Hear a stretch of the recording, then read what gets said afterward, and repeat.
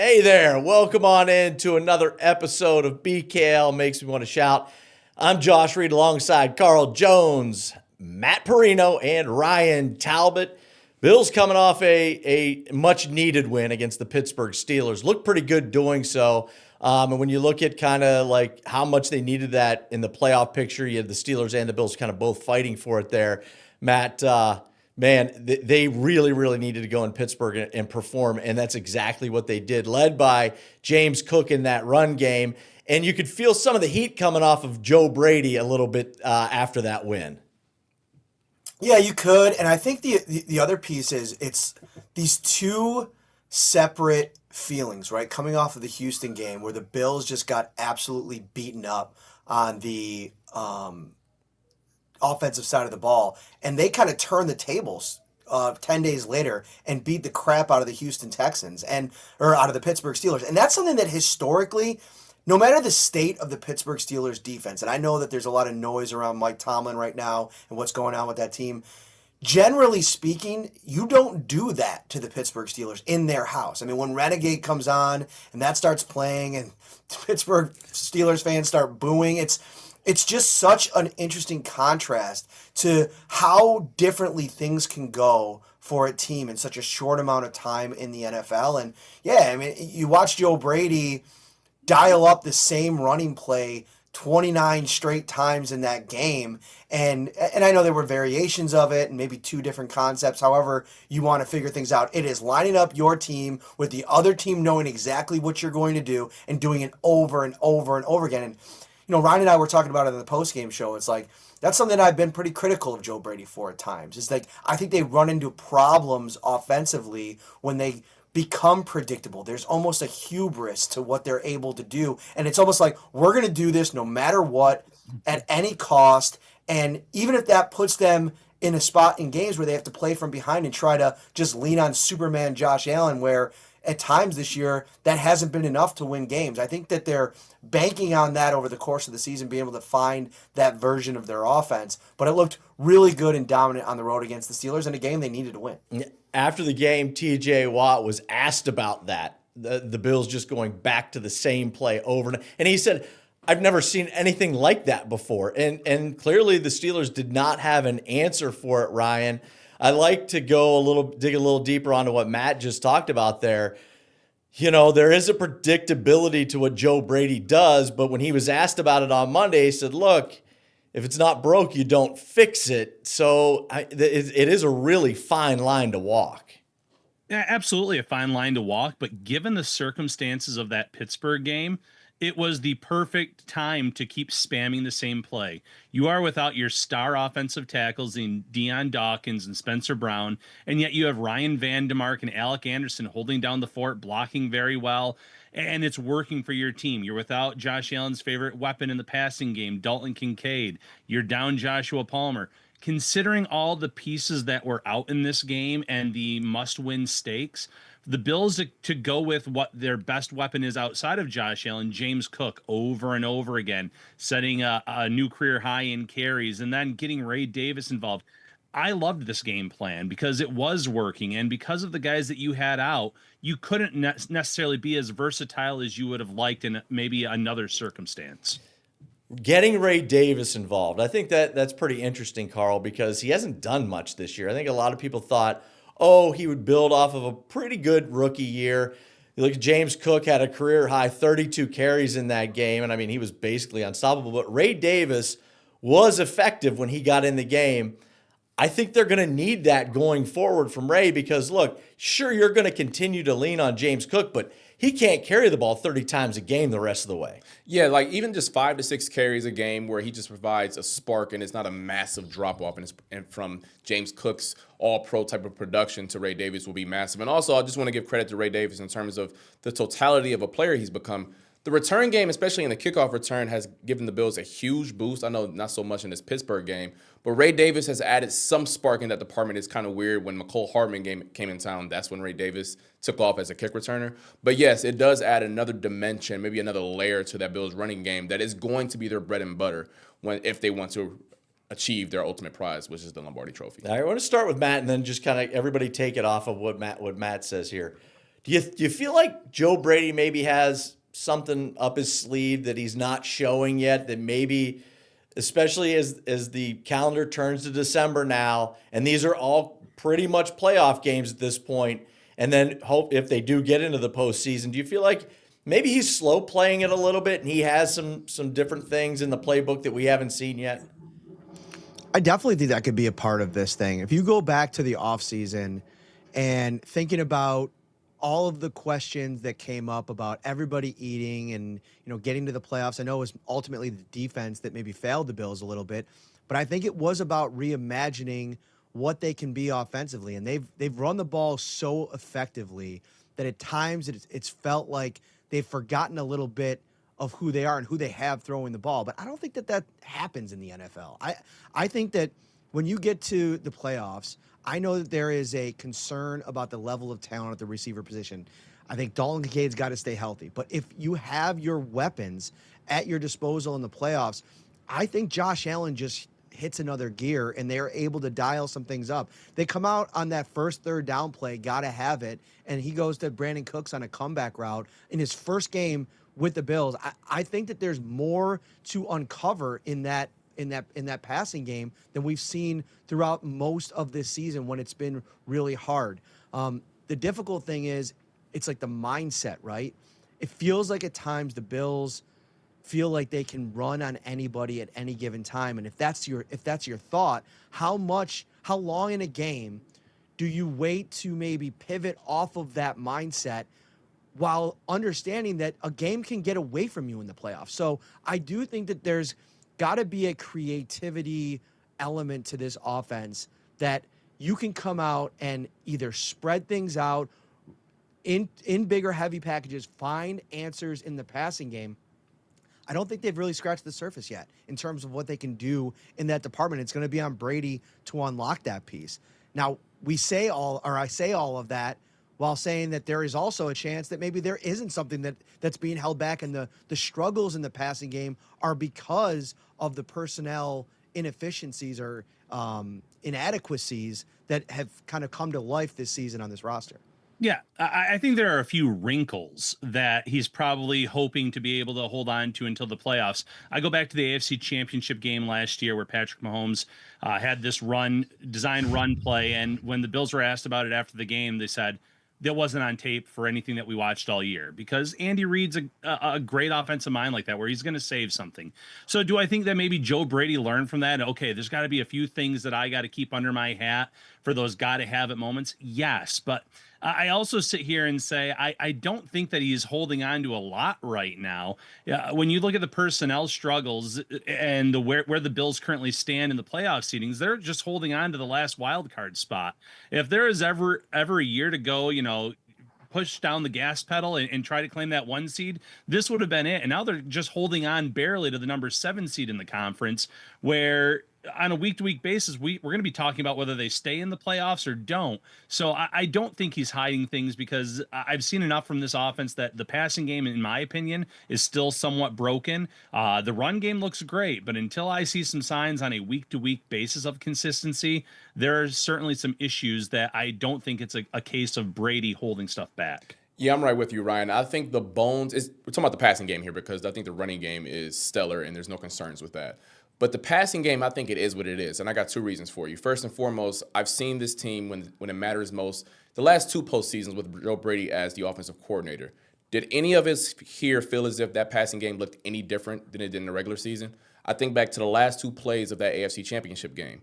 It was a screen pass to Amari Cooper, and it was another orbit motion to Khalil Shakir. They ran those same exact 2 plays the entire year leading up to that moment. So I don't think there's going to be anything different in terms of the structure of the offense. Will it be different in terms of the wrinkles like Ryan just mentioned? I think so. I think any good coach who's well equipped to do that will do that.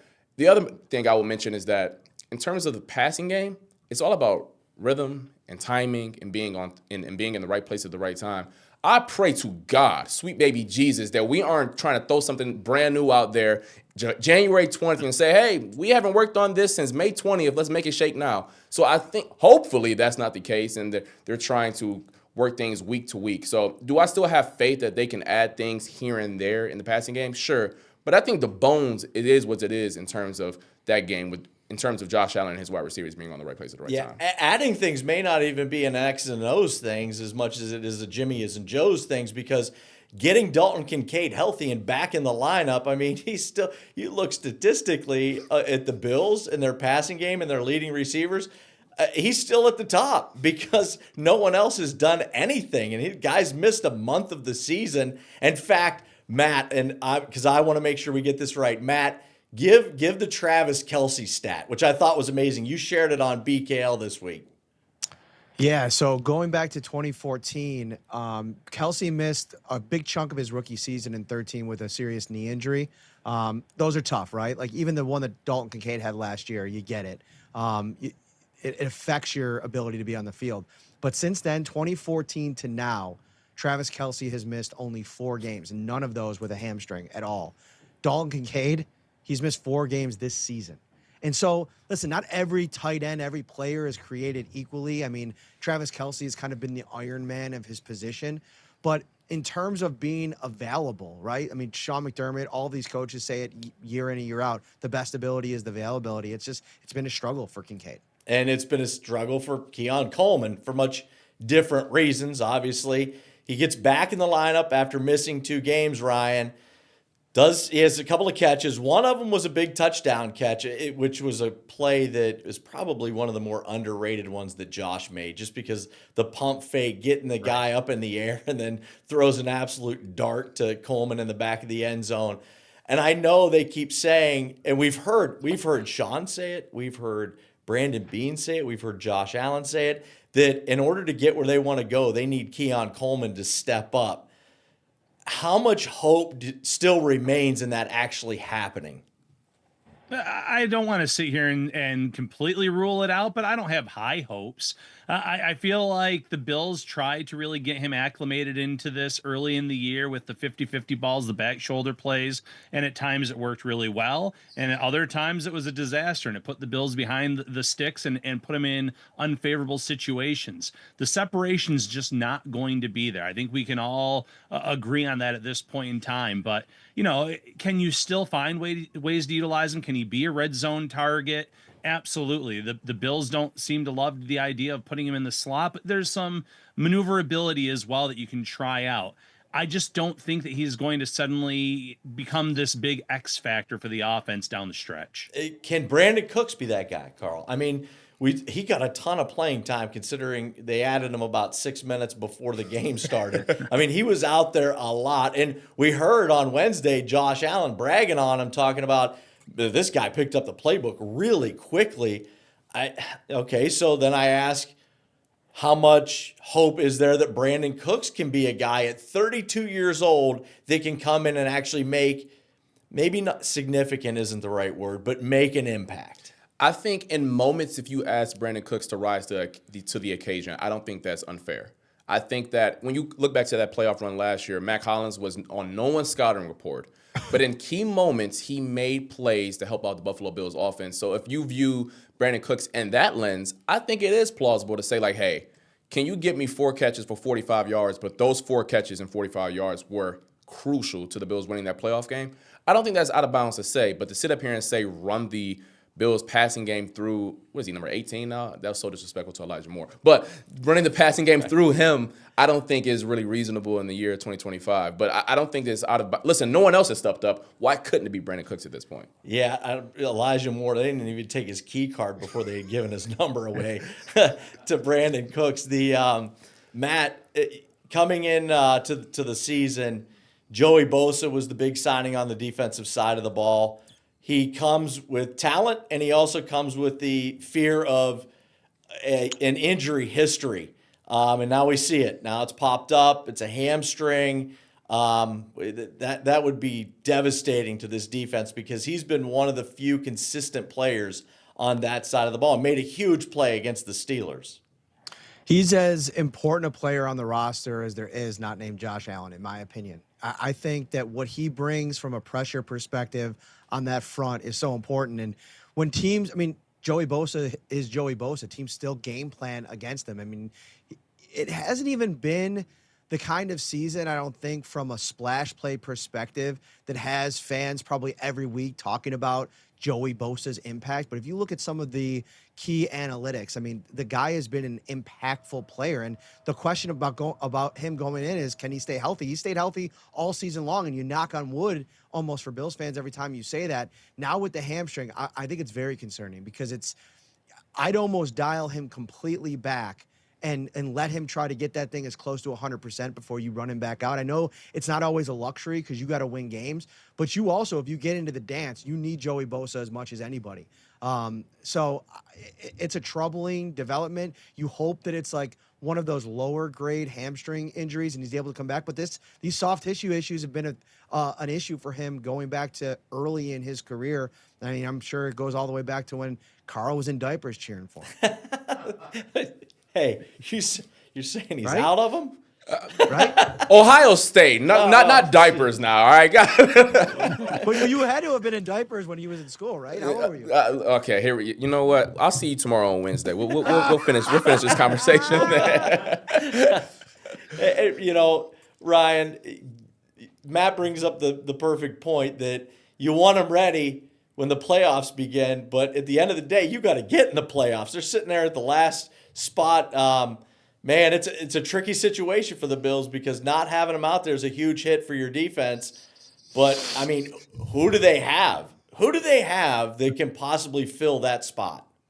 They don't. They don't have someone that can consistently make those impact plays. Now, I'm not writing off Greg Rousseau. He's able to get pressures at times. He's really good at setting the edge. A.J. Epinesa seems to have a stretch of 3 or 4 weeks every year where he pops off and makes some plays. But in terms of the consistent pressure, the big plays like Bosa had last week against Pittsburgh, haven't really seen that from anyone else off the edge for the Bills. And that's because Bosa, for much of his career when healthy, has been one of the premier pass rushers in this league. So there is no one that can come in and fill that role to that extent.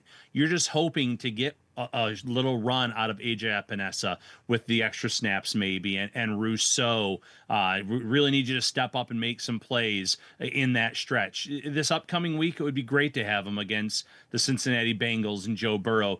But I'm right there with Matt. You got to let him rest this until it's as close to 100% as possible. Maybe it's a lower grade and he misses 1 week. You get him back for a Patriots game that's pretty important in terms of just any chance of still winning this division, which seems very slim at this point. But that's going to be a big game even in the playoff seeding at all. So, if you miss them for a week, you can get by. But if this is something that turns into 3 or 4 weeks, the Bills could be in some big trouble. Just to be clear, you said Greg Rousseau getting to the quarterback? That was the name you threw out there? All right. Well, we'll all sit around and wait for that one to happen. I mean, man, I've been closer to the quarterbacks on the other team than Greg Rousseau this season. Now, look, he's done a good job in stopping the run, but, man, that's not why they paid him. That is not why they paid. You don't pay defensive ends those contracts to help stop the run. Yeah, you listen to the Chiefs right now. George Karlaftis, all the money he got, and he can't sniff the quarterback. I'll make it quick about Joey Bosa. They need him. You know why? TJ Sanders is playing a large amount of snaps at defensive end right now. And listen, I know that he's still getting paid a lot of money, but it is so unfair to this rookie to basically throw away his rookie season to go play on the edge, which he probably hasn't done in his entire life. So I don't know Bosa's grade of hamstring. Hopefully it's a grade 1. And if he has to miss this week, so be it. But you guys are right. They won't be able to accomplish their dreams on defense if Bosa isn't ready to go. Because right now, that depth chart is Rousseau, Epinesa, and Shaq Lawson. Because no disrespect to Javon Solomon, but there's a reason why they keep putting guys over him on the depth chart. So they need Joey Bosa. I think he's a really impactful player, but you need him at 100% because anything less than that, we've seen with the wrist injury, even that has hampered him a little bit. Just to be clear, you said Shaq Lawson. I want to make sure my IFB is working okay. My earpiece is working all right. We got a Shaq Lawson reference and Greg Rousseau getting to the QB. No, but you're right. You're right.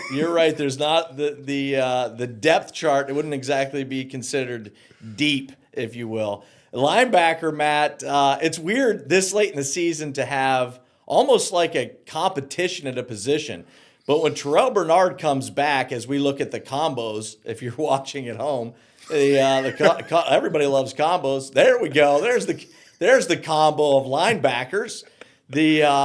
When Terrell Bernard comes back, you can't take Shaq Thompson off the field at this point, right? No shot.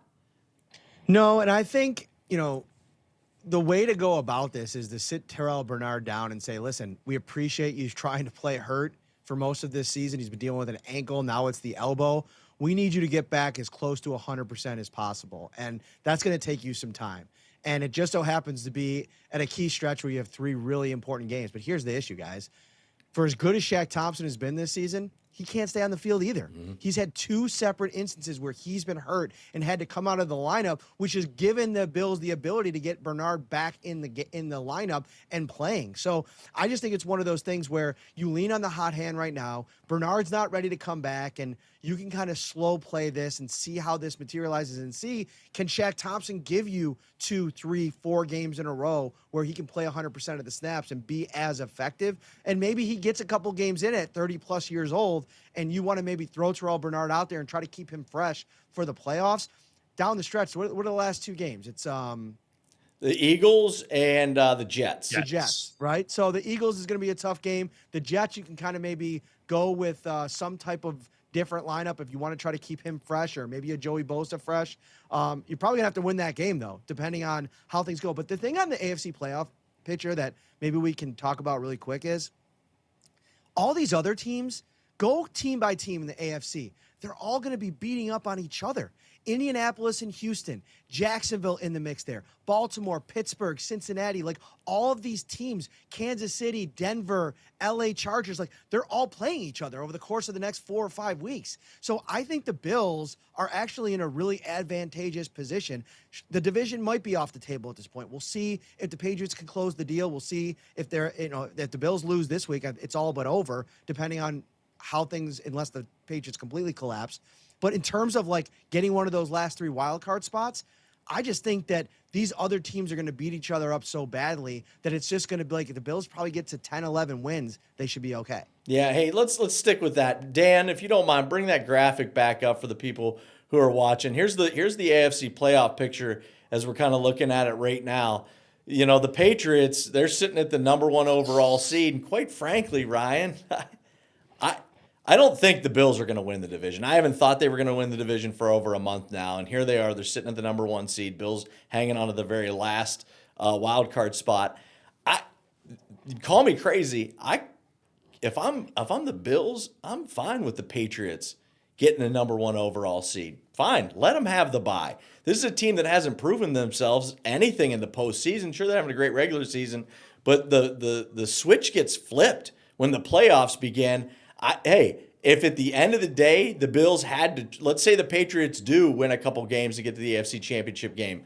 Ryan, that's not a team that if I'm the Bills, I'm all that concerned about going into Gillette Stadium in an AFC Championship matchup.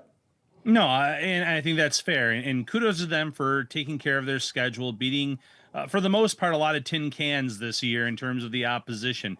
But you still have to be able to do that. There are teams that play down to the competition. Buffalo's done it many times over the last few seasons.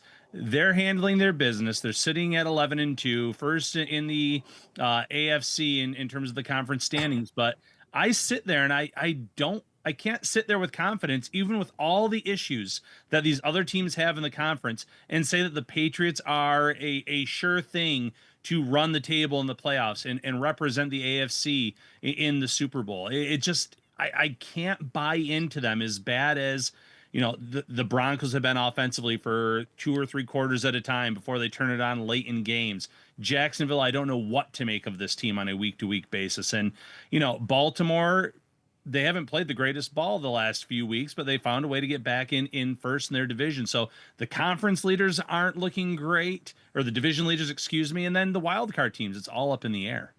Look at the North, Carl. I mean, the North is just, man, you talk about the Steelers. To me, that is a sinking ship. There's a reason those fans were chanting "Fire Tomlin" at the end of that game. I mean, that was wild. That was as loud as the Steelers fans were all game, was when they were chanting "Fire Tomlin." It looks like they're a sinking ship. The Ravens have been just kind of weird, and I know Lamar's playing through it and everything. But that division, man, that just looks weird. And the Bengals, have a puncher's chance now that Joe Burrow's back. I saw some, I think it was The Athletic earlier, where they have like a 15% chance to make the postseason, which isn't nothing considering what the Bengals looked like just a few weeks back. And I think when they come to Orchard Park this week, if T. Higgins returns to the lineup, I know he's currently in concussion protocol as we record this on Tuesday, but that's an offense that no one in football wants to face. So I think that'll be a cool matchup. The AFC North is not your grandfather's AFC North, I'll tell you that. The whole beacon of, we're a physical division. The Browns may be the most physical team in that division, and Lord have mercy, they can't complete a forward pass. So I think that goes to show you the state of that division. I will say the AFC is so fascinating when you just go team by team. I kind of think of the playoffs as what's the best unit and just ride with them there. And I look at the Broncos defense, if the Texans can sneak in there, the Bills offense when the running game is humming, that's where I start to look at the AFC, and I think the world of Drake May. I think, in my opinion, he will be number one in the MVP if I had a vote. But the rest of that offense, I mean, it's still me and you at tackle blocking for them. Stephon Diggs is still 30, whatever he is at this point. If I had to put some money down right now, it would either be the Bills, Broncos, or Texans making something shake in the AFC. Last quick topic here, guys. Let's just go around the horn. Start with you, Matt. One of the big matchups coming up this weekend is a Chiefs game, and they play the Houston Texans. The Texans are the team that is sitting right on the heels of the Bills, and they own that head-to-head. Should Bills fans actually be rooting for the Kansas City Chiefs, or if the Chiefs lose, that's lights out? See, the thing about, I love Carl's point about like who's got the best unit. And I think the argument can be made that the best in the AFC is that Houston Texans defense. Here's the problem. We've seen the disaster that offense can be at times. And so I'm not necessarily worried about a Texans team, especially like with that offensive situation. Like there's outside of Nico Collins, the Bills have done a really good job at shutting down primary weapon number one in the passing game all season long. I don't necessarily think I'd be worried about that. If I'm a Bills fan, it's hard to get away from the idea of a playoff run with the Chiefs not in the playoffs. And I also think there's just an inherent hatred for your rival teams. And so I think that people are going to root against the Chiefs from a intellectual perspective. Yeah, it probably does make more sense to just push the Texans down, and the Chiefs have a couple tough games left on their schedule as well. But I think when push comes to shove, I don't think you're going to see any people in a Bills uniform rooting for Patrick Mahomes on Sunday. What do you think, Ryan? Yeah, no, here's my stance on it. The NFL playoffs make for strange bedfellows. I saw Ravens fans on social media this past week saying, we have to cheer for the Bills the next 2 weeks, the Pittsburgh game and now against Cincinnati. And the fan base was actually all behind it. Yeah, let's take a lead in this division. If I'm a Bills fan, 100% rooting for Kansas City in that matchup, because the Texans have the head-to-head win against you where the Chiefs do not. So if push comes to shove and you're talking about those tiebreakers, I'd much rather have KC closer to me than the Houston Texans. And going back to a point that I think it was Matt that brought up early in the show, those teams are going to be beating up on each other in the AFC West here in the near future. Those matchups between the Chargers and the Chiefs and the Broncos and the Chiefs. They might be able to just eliminate the Chiefs themselves within that own division. So let the Chiefs take care of Houston this week, and then, wherever the chips may fall with the AFC West, I would feel pretty good about the Broncos and or the Chargers delivering at least one more loss to KC. Bills fans, I'm going to speak for you for a second here. Your judgment's a little cloudy. I get it. You would never root for number 15 a day in your life. You shouldn't. Have faith in CJ. Tap into it. Have faith in me for a second here. You root for 15 this weekend because I am not kidding. That is the best defense in football in Houston. And if the last month they have played like an okay offense, maybe below average, that's not a team that you want to see in the postseason if they can have those two units in that point. You root for 15 this weekend. I'm sorry it hurts, but follow CJ. CJ got you. Yeah, Bills fans, your head is going to tell you one thing and your heart is going to tell you an opposite thing.